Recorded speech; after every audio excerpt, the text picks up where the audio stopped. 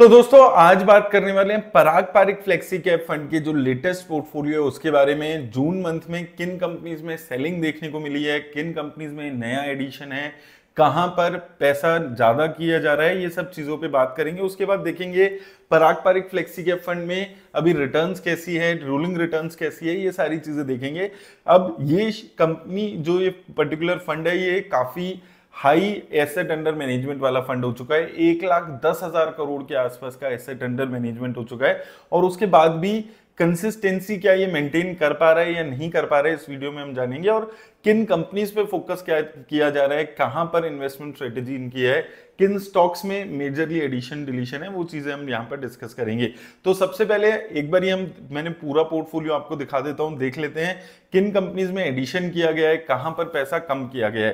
तो सबसे पहले अगर हम यहां पर देखते हैं, यहां पर मैंने सारी डिटेल्स यहां पर ऐड कर रखी हैं। तो यहां पर अगर हम जून मंथ की बात करें तो जून मंथ में कुछ कंपनीज में अपना पैसा बढ़ाया गया है। तो कौन सी वो कंपनीज हैं एक बार मैं क्विकली आपको दिखाता हूं। तो यहां पर आप देखेंगे लगभग ये सारी कंपनीज हैं, 7-10 कंपनीज हैं जहां पर उसने अपना एसेट अंडर में जो अपनी एलोकेशन है उसको इंक्रीज किया है, जिसमें एचडीएफसी बैंक, पावर ग्रिड, कोल इंडिया। अब कोल इंडिया में लगातार इंक्रीमेंट देखने को मिल रहा है। पहले आप देखेंगे अप्रैल से मई में भी इंक्रीमेंट हुआ था, अब अप्रैल से जून में, फिर मई से जून में भी अब पैसा लगाते हुए नजर आ रहा है। तो कोल इंडिया, पावर ग्रिड, ये 2-3 कंपनीज हैं जहां पर कंसिस्टेंटली बाइंग चल रही है। अप्रैल में देखेंगे अप्रैल से बढ़ के मई में बाइंग हुई, फिर मई से बढ़कर अब जून में बाइंग हुई। तो ये 2 कंपनीज में लगातार बाइंग हो रही है। इसके अलावा आप देखेंगे तो यहां पर भी आप देखेंगे लगातार बाइंग हो रही है। मार्च से अप्रैल, मई, जून आईटीसी में भी आपको लगातार बाइंग होती हुई नजर आएगी। इसके अलावा अभी रिसेंटली बैंकिंग सेक्टर की कुछ कंपनीज जैसे कि HDFC bank, ICICI bank, Kotak Mahindra bank, इनमें पैसा एडिशन यहां पर किया गया है। तो ये 3 मेजर बड़े बैंकों में एक तो पैसा लग रहा है, सरकारी कंपनीज जो है वहां पर पैसा जा रहा है। और इसके अलावा जाइडस लाइफ साइंसेज, सिप्ला, ऐसी कंपनीज में कुछ अपना पैसा यहां पर इसने इंक्रीज किया है। तो लगभग 10 कंपनीज हैं जिसमें अपना पैसा इंक्रीज किया है। तो फोकस है सरकारी कंपनीज, बैंकिंग, बड़े बैंकिंग और कुछ फार्मा सेक्टर की कंपनीज जहां पर लगातार कंसिस्टेंटली आप देख रहे हैं मंथ ऑन मंथ अपना पैसा इंक्रीज करते हुए ये जो पराग पारिक है वो नजर आ रहा है।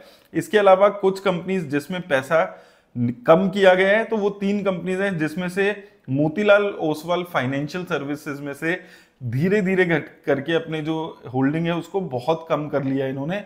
तो लगातार कम किया गया है कंसिस्टेंटली। 1.5% की एलोकेशन थी आज से 6 महीने पहले, और आज अगर आप देखेंगे 0.05% की होल्डिंग रह गई है। ना के बराबर होल्डिंग इन्होंने अपनी मोतीलाल फाइनेंशियल में कर दी है। सिमिलरली डॉक्टर रेड्डीज लैब में भी कुछ पैसा अपना कम किया गया है और इप्का लैब में भी अपना इंक्रीमेंट जो पैसा था वो लगातार ये कम करते हुए नजर आ रहे हैं। यहां पर भी आप देखेंगे तो धीरे धीरे पैसा कम करते हुए ये इप्का लैब में नजर आ रहे हैं। वहीं अगर हम न्यू एडिशंस की बात करते हैं तो ये 3 कंपनीज हैं जहां पर या तो पैसा बढ़ाया गया है, जिसमें से भारतीय एयरटेल है जो मई में ऐड हुआ था, उसके बाद जून में और पैसा लगाया गया है।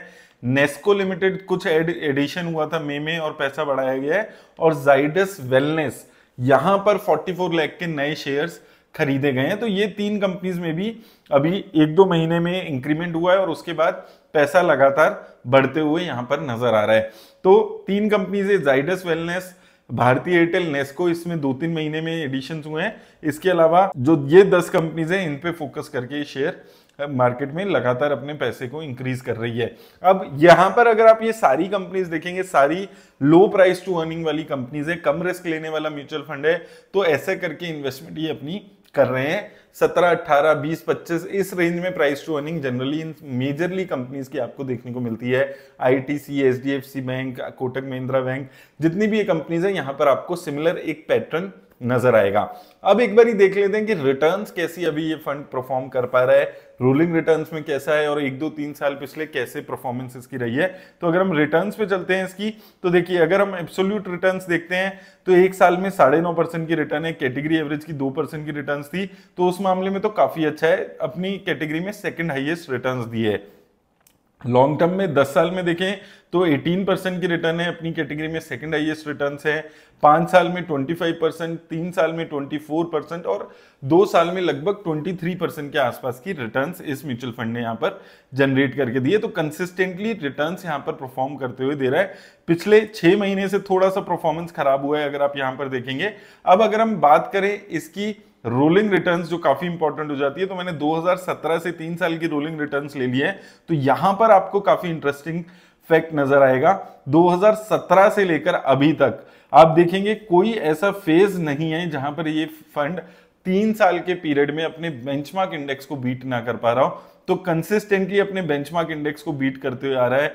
लगातार इसने अपने बेंचमार्क इंडेक्स को काफी कंफर्टेबली बीट किया है। तो ये काफी अच्छा है, आप किसी भी फेज में देख लें। हालांकि यहां पर 2018 से 2021 का फेज था जब कॉम्प्रिहेंसिवली बीट कर रहा था, 11-12% की एक्सेस रिटर्न्स जनरेट कर रहा था। ये थोड़ा सा फेज इसका खराब हुआ था 2020 से 23 के 3 साल की रोलिंग रिटर्न्स, जहां पे लगभग बेंचमार्क इंडेक्स जैसी रिटर्न्स थी। उसके बाद यहां पर भी एक छोटा फेज ऐसा आया था जब आरबीआई की थोड़ी सी रिस्ट्रिक्शंस आई थी, जहां पर ये नई इन्वेस्टमेंट नहीं कर पा रहे थे। तो यहां पर भी आप देखेंगे ये एक छोटा सा फेज ऐसा है जिसमें 3 साल के पीरियड में लगभग बेंचमार्क इंडेक्स जैसी रिटर्न है या उसके आसपास के रिटर्न है। लेकिन उसके बाद से अगर आप अभी तक देखेंगे, अभी टिल डेट भी अगर आप देखेंगे, पिछले 3 सालों में इस फंड ने 25% की रिटर्न दी है, बेंचमार्क इंडेक्स ने 20.5% के आसपास की रिटर्न्स दी है। तो कंसिस्टेंटली परफॉर्म करने वाले कुछ फंड्स में से एक फंड है ये। हाई एसेट अंडर मैनेजमेंट होने के बाद भी परफॉर्म कर पा रहा है। सबसे हैरान करने वाली चीज है जो काफी लोग यहां पर देखने को मिल रहा है, उसका सबसे बड़ा रीजन है कि गुड क्वालिटी की कंपनीज में इन्वेस्ट करता है। बहुत ज्यादा वॉलेटाइल फंड नहीं है। हम काफी टाइम से इस फंड के बारे में बात करते हुए आ रहे हैं और मुझे हमेशा से एक कंसिस्टेंट परफॉर्मिंग लो वॉलेटाइल फंड ये लगा है। और मुझे लगता है कि किसी भी टाइप का पोर्टफोलियो बना रहे हो उसमें पराग पारिक का एक इक्विटी का फंड आप जरूर रख सकते हैं। लेकिन ये मेरा पर्सनल व्यूज है, कमेंट सेक्शन में आप जरूर बताइएगा अभी आपका फेवरेट फंड कौन सा है जिसमें आप इन्वेस्ट कर रहे हैं। मेरी तरफ से बस इतना ही, धन्यवाद।